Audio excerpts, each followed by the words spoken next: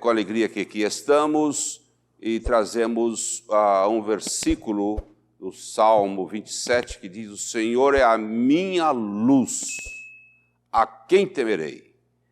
Em meio a tudo estranho que nós estamos vivendo, o Senhor é a minha luz, não temos que temer mal nenhum, que Ele é a nossa luz. Nós vamos orar a Deus e logo a seguir nós estaremos louvando a Deus, cantando, exaltando o nome do nosso Deus e Pai.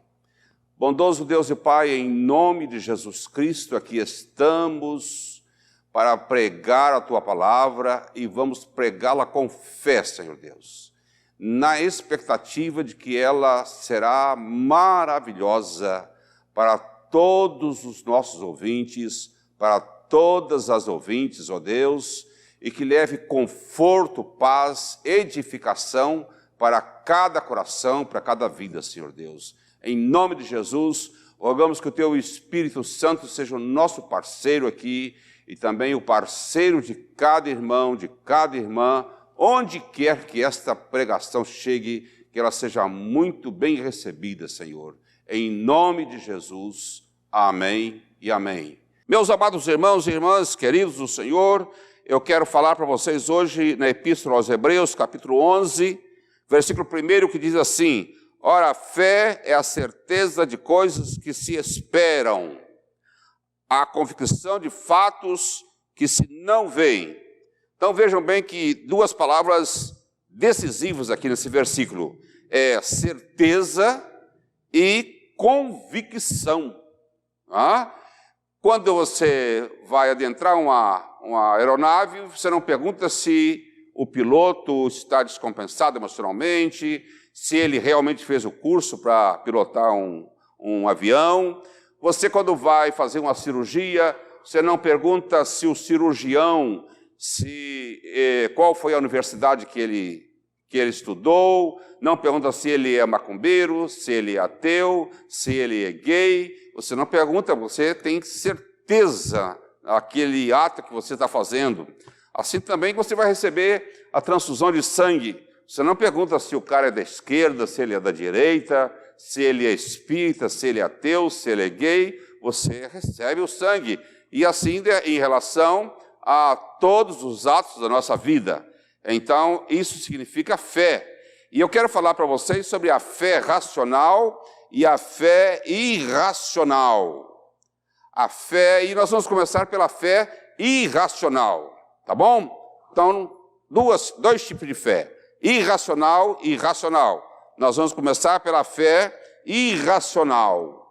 Ela nega a ciência e ela transforma-se em superstições, em magias, em ilusões, em fantasias, em incoerências. Essa é irracional. Ela serve às instituições, ela serve às doutrinas, ela serve aos costumes de uma religião ou de uma nação. Por isso, existem campanhas, existem procissões, peregrinações, por isso existem muitos tipos de exercícios desse tipo de fé irracional. Tem pessoas que acreditam até na cura pelo caroço de um feijão. E esse tipo de fé, ela serve aos homens, serve ao mercado. A irracionalidade promove a compulsão neurótica para duvidar de modo persistente e torturante, como resultado de conflitos emocionais, inconscientes, que estão guardados lá dentro, com intenso sentimento de impotência e incapacidade. Vocês devem conhecer pessoas assim, não é? Que elas estão sempre duvidando, que elas não têm iniciativa, que elas não tomam providências da própria vida. Não é? E para esse tipo de fé irracional, tudo é possível, mas ao mesmo tempo nada é certo. Elas acreditam intensamente em algo, mas ao mesmo tempo isso não é certo. Elas não acreditam piamente, pois a pessoa está perdida no tempo e no espaço, com indiferenças e inatividade. Quantas pessoas assim em nossas igrejas evangélicas e por outros espaços também de outras instituições religiosas. Mas eu estou falando mais especificamente para os evangélicos. É uma pessoa prisioneira de uma submissão emocional a autoridades irracionais, sejam elas cristãs ou não cristãs, sejam elas de dentro da igreja ou lá no mundo da política.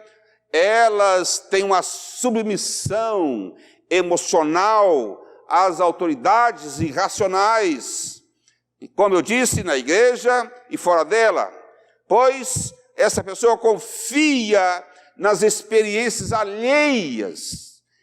Elas imaginam o seguinte: se aconteceu com o outro, terá que acontecer comigo também. Elas olham para as autoridades como se fossem Deus, não? E elas se submetem o que essas pessoas falam como se fosse Deus falando com elas. Agem como agem as pessoas que foram hipnotizadas, em sujeição e em aceitação de valores, de ordens recebidas no estado de hipnose. Uma pessoa que foi hipnotizada, ela sai do transe e ela começa a repetir ordens que ela recebeu quando estava no processo da hipnose. Temos muitas pessoas espiritualmente nessas condições. São pessoas, elas se submetem a pessoas mal intencionadas, pessoas perversas, que preferem discursar para pessoas que estão cansadas, pessoas que estão debilitadas, com reduzida percepção, não é? Pois é fácil colocá-las em estado de semi-hipnose. Tem muitos auditórios, tem muitos retiros, tem muitos ambientes ditos evangélicos que estão semi-hipnotizando as pessoas. Cria-se um estado de transe onde a crítica, o senso analítico, ele evapora. E tudo que aquele líder ou aquela líder falar passa a ser verdade para a pessoa que está nesse estado de debilitação física, emocional e espiritual. A fé irracional está na moda, com a frase de Tertuliano: creio porque isso é absurdo. Creio porque isso é absurdo.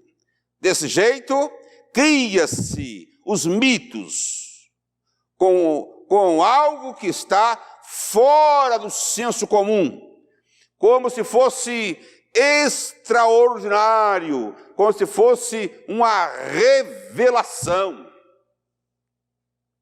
Os judeus, na escravidão egípcia, só entendiam a linguagem do poder, temiam e se submetiam ao poder irracional de quem? De Faraó.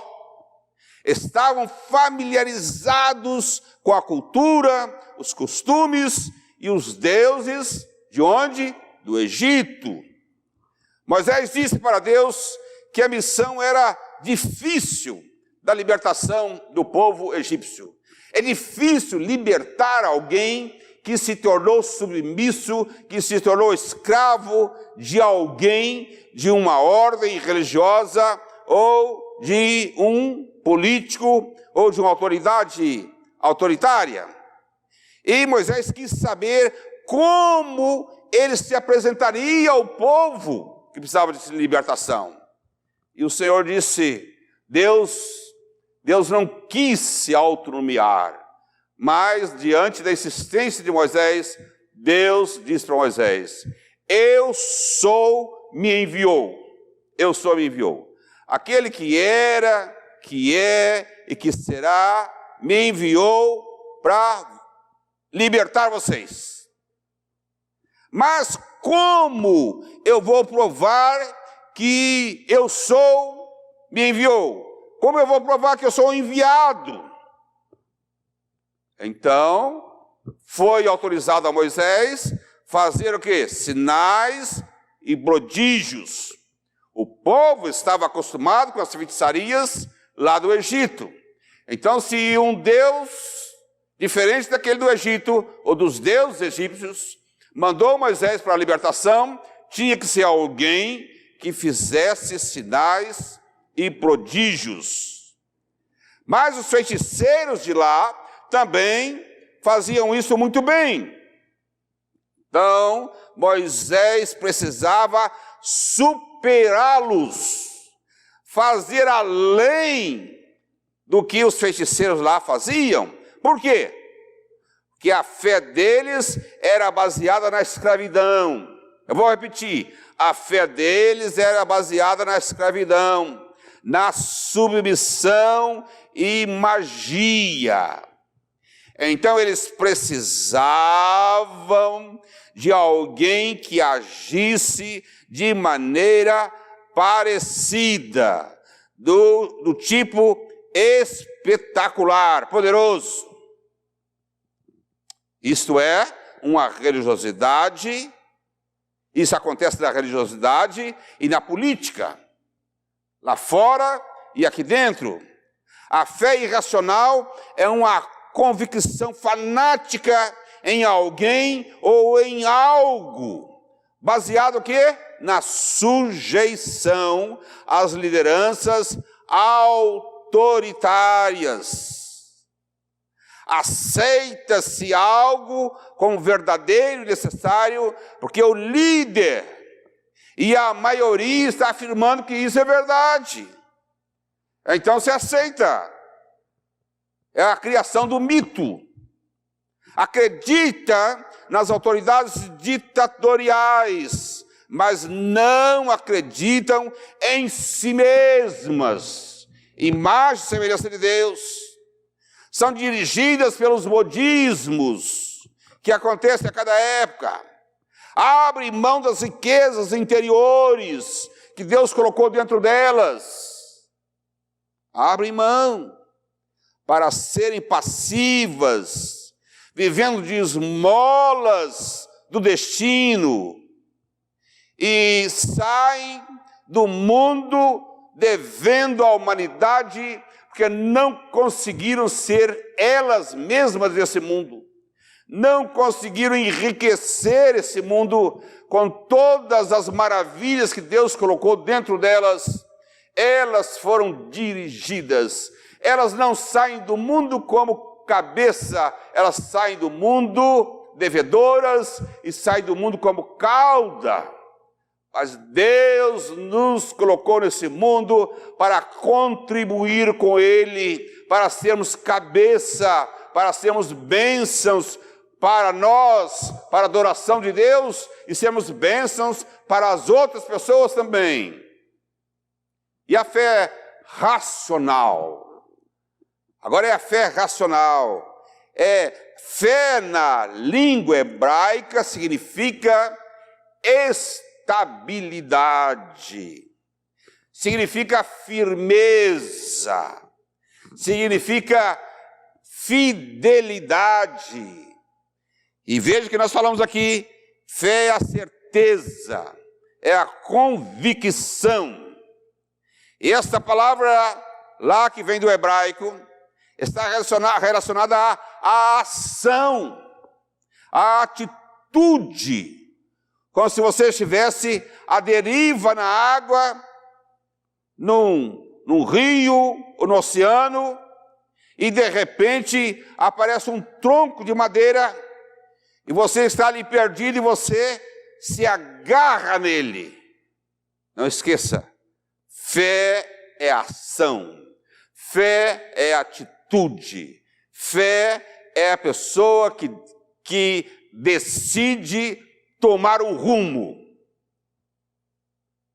Na tradução da língua hebraica para o grego, surgiu para a fé a palavra pistis, que significa convicção da verdade.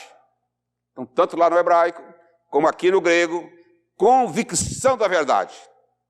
Para Santo Agostinho, fé e razão devem caminhar juntas conosco, mas a fé sempre precede a razão. A fé sempre vem antes da razão e caminham juntas.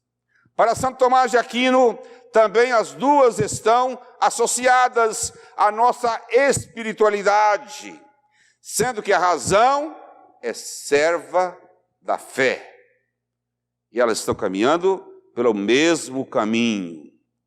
Meus irmãos e minhas irmãs, sem fé a vida fica esterilizada. Sem fé a vida fica amedrontada. Há desesperança no homem e na mulher que não tem fé. A fé é a possibilidade, ela nos oferece a possibilidade para o enfrentamento das ilusões, para o enfrentamento das fantasias, do desconhecido, do medo, das ameaças, do que está por vir, com firmeza.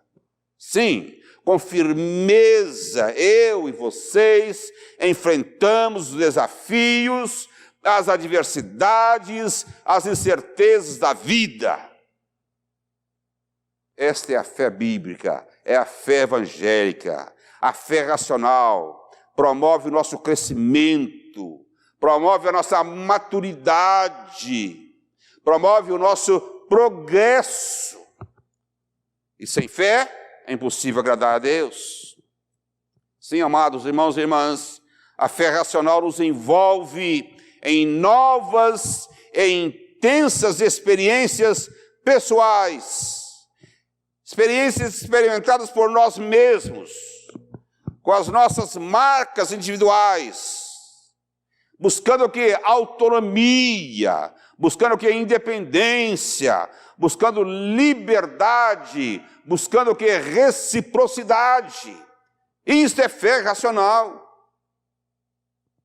Graças a Deus por isso. Esta fé é dom de Deus, que vem de Deus, mas que cresce em nós. Essa fé racional que alimenta-se pela renovação da nossa mente, da abertura para as novidades de Deus, da procura pelo conhecimento, pelo recebimento constante do sopro do Espírito, pelo discernimento espiritual, pelo desenvolvimento do nosso caráter, pelo aperfeiçoamento dos nossos valores interiores. Essa fé que envolve todo o nosso ser de modo integral, que alcança toda a nossa vida, bio, psico, social, espiritual, abrange todos os aspectos. As mentes brilhantes da humanidade foram pessoas, mentes de pessoas que estavam integradas na sua personalidade, e a graça de Deus estava nessas pessoas atuando. Eu não posso enumerar aqui algumas das pessoas, são muitas. Amados, a fé racional tem suas raízes em nossa experiência histórica, nas descobertas das nossas potencialidades, na confiança em Deus, em nós mesmos, e no bem que existe nas pessoas. Se eu não confio em mim mesmo, se eu não confio naquilo que Deus colocou dentro de mim, como é que eu vou confiar nas pessoas? Como é que eu vou confiar em Deus que eu não vejo? Deus colocou essas condições maravilhosas dentro de nós, da gente acreditar que tem algo extraordinário dentro de nós, colocado por Deus, que eu preciso acreditar nessa força interior, no poder do Espírito, que eu preciso acreditar que essa mesma faísca divina está também nas pessoas, que elas também foram chamadas e elas são bênçãos de Deus. Sim, esse interesse, quem tem fé racional tem interesse de pensar, de analisar, de escolher e de se responsabilizar pelas suas escolhas. Sim, está sempre revendo as suas escolhas. Pode e deve mudar de opiniões quando necessário, mas não muda as motivações básicas, como o respeito pela dignidade humana em todas as suas dimensões. Eu mudo de ideia, eu estou crescendo a cada dia, mas as minhas motivações básicas em relação à minha dignidade como humano e a dignidade das demais pessoas, eu não posso mudar e eu não mudo. Não há fé racional no poder, seja o poder religioso, seja o poder secular. Não há fé racional naquele que está no poder. Há subserviência a ele, às autoridades. Poder e fé são opostos. Poder e fé se excluem. Lembra de Jesus? Quando houve aquela disputa pelo poder, ele disse: vocês não vieram aqui para disputar para quem tem mais poder do que o outro, mas para servir.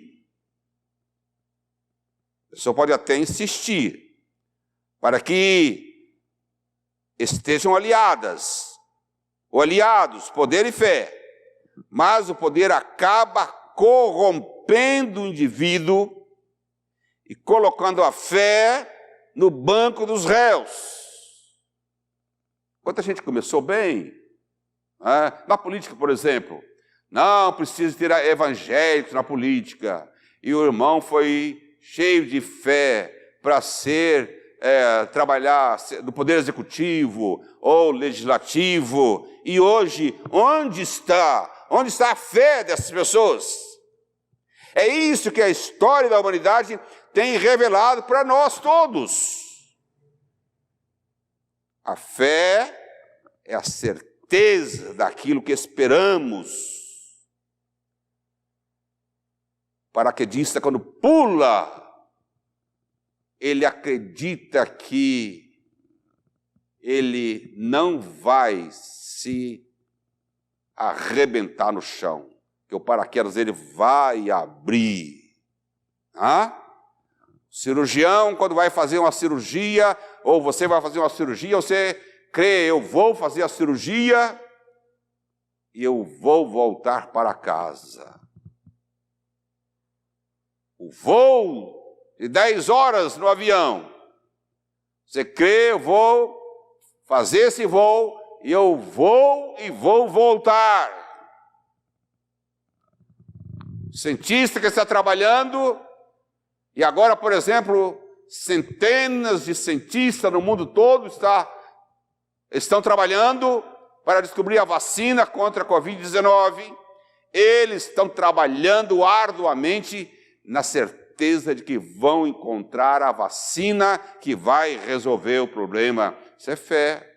E você vai lá tomar a vacina porque você acredita que Deus deu fé, sabedoria, conhecimento, ciência a esses homens para eles descobrirem a vacina, e você vai lá e não pergunta se foi o comunista ou o capitalista que inventou a vacina, mas você toma a vacina. E assim é a fé. Sem fé é impossível viver nesse mundo. Fé em Deus, fé em tudo que Deus colocou dentro de você, fé naquilo que Deus colocou nos seus semelhantes. E assim nós vamos caminhando. E que o Senhor te abençoe, te guarde, te fortaleça, dê graça, dê fé a cada dia, de fé em fé. Nós vamos chegar lá em nome de Jesus. Amém. Nós rogamos que tu tenhas misericórdia de nós todos, que o Senhor tenha misericórdia da nação brasileira, estendendo as tuas mãos sobre o povo brasileiro, ó Deus, e fazendo o nosso país prosperar, crescer e ser bênção também para o mundo todo, Senhor. Nós te agradecemos, nós oramos em nome de Jesus. E que a paz do Deus Todo-Poderoso, Senhor e Criador dos céus e da terra, e o amor de Jesus Cristo, seu Filho, e a comunhão do Espírito Santo, esteja sobre nós, irmãos e irmãs, agora, para todos sempre. Amém e amém. Amém. O nosso abraço fraterno em nome de Jesus.